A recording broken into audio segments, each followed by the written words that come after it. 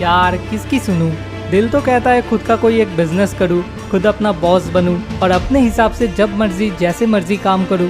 लेकिन फिर दिमाग कहता है बिजनेस अगर नहीं चला तो तब क्या होगा? क्या ज़रूरत है रिस्क लेने का?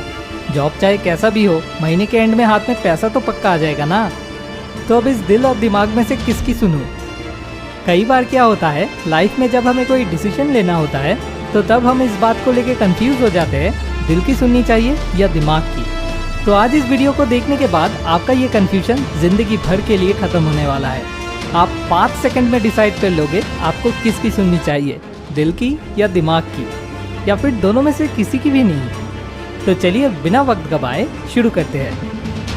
सबसे पहले तो आपको ये समझना होगा कि आपकी दिल लब टब के अलावा और तीसरी कोई साउंड नहीं कर सकती। तो आप जिसे दिल की आवाज़ समझते हो वो असल में कुछ और है, क्योंकि दिल की सिर्फ और सिर्फ एक ही काम है और वो है ब्लड पंप करना। कुछ सोचना या डिसाइड करने की काम दिमाग की है। जिसे आप दिल की आवाज़ कहते हो वो असल में आपका इमोशन है, और जिसे आप दिमाग की आवाज़ कहते हो वो असल में लॉजिक है।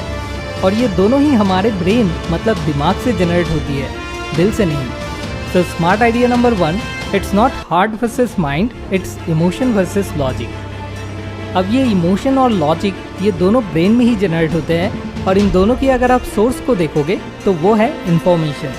अगर आपके ब्रेन में से आपकी मम्मी से रिलेटेड जितनी भी इन्फॉर्मेशन है वो सब हटा दिया जाए तो कहाँ है आपका इमोशन?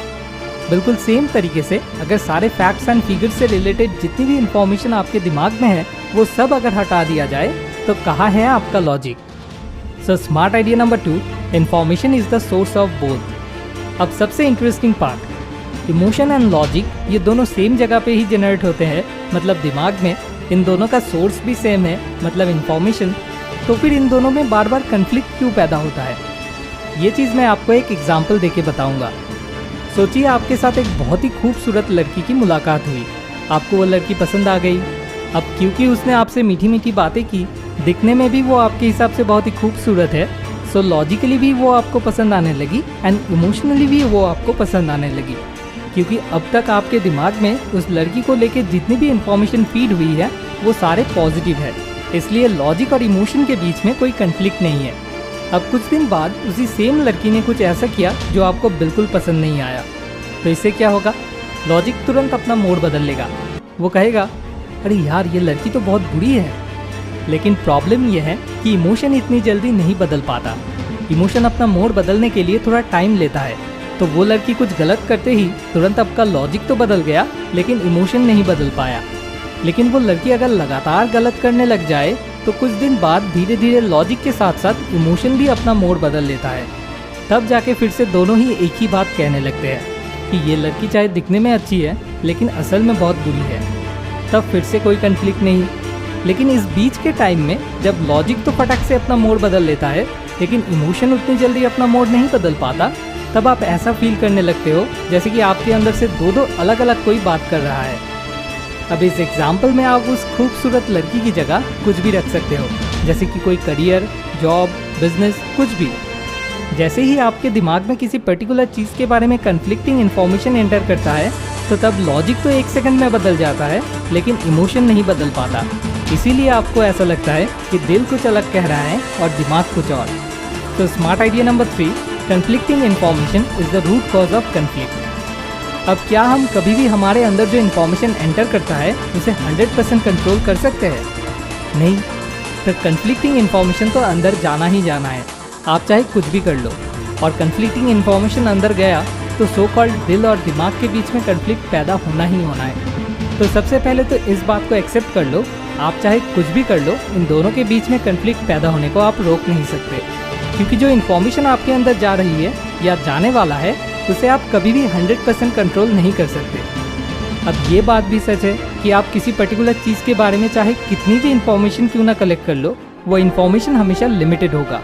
और लिमिटेड इन्फॉर्मेशन के बेस पे आप ये कभी भी 100% श्योरिटी के साथ डिसाइड नहीं कर सकते कि दिल सही बोल रही है या दिमाग। So smart idea number 4, conflict is inevitable. तो अब करें क्या? जैसा कि मैंने वीडियो के शुरू में आपको प्रॉमिस किया था, आप 5 सेकंड में कोई भी डिसीजन ले पाओगे, तो उसका रास्ता ये है। जब भी आप कन्फ्यूजन में हो, फिर चाहे वो किसी भी चीज़ को लेके हो, करियर, रिलेशन, हेल्थ, जो भी हो, आप खुद को आज से 25 साल या 50 साल आगे ले जाके सोचो। क्या तब जब आप पीछे मुड़ के देखोगे तो क्या उस काम को करने के लिए तब आप खुद पे प्राउड फील करोगे या अशेम्ड फील करोगे? फिर चाहे आप उस काम में फेल हो जाओ या सक्सेसफुल बन जाओ, अगर आपको ऐसा लगता है तब आप जब पीछे मुड़ के देखोगे तो खुद पे आप प्राउड फील करोगे तो उस काम को करो। लेकिन अगर आपको ऐसा लगता है कि आप खुद पे अशेम्ड फील करोगे तो उस काम को मत करो, क्योंकि लोग क्या कहेंगे वो इतना मैटर नहीं करता, क्योंकि उनसे आप दूर कहीं जाके भी रह लोगे। लेकिन अगर आप खुद अपने नज़र में गिर गए तो तब भी जिंदगी भर आपको अपने साथ ही रहना होगा। So smart idea number 5, always decide fast forwarding 25 to 50 years. ये चीज़ें मैंने संदीप माहेश्वरी एंड सद्गुरु के वीडियो से सीखा है। उन दोनों की बातों को एक जगह पे लाने के लिए और शॉर्ट टाइम में थोड़ा और इंटरेस्टिंग तरीके से रिप्रेजेंट करने की मकसद से मैंने ये वीडियो बनाया है। संदीप माहेश्वरी एंड सद्गुरु के चैनल के लिंक्स आपको इस वीडियो के डिस्क्रिप्शन में मिल जाएगा।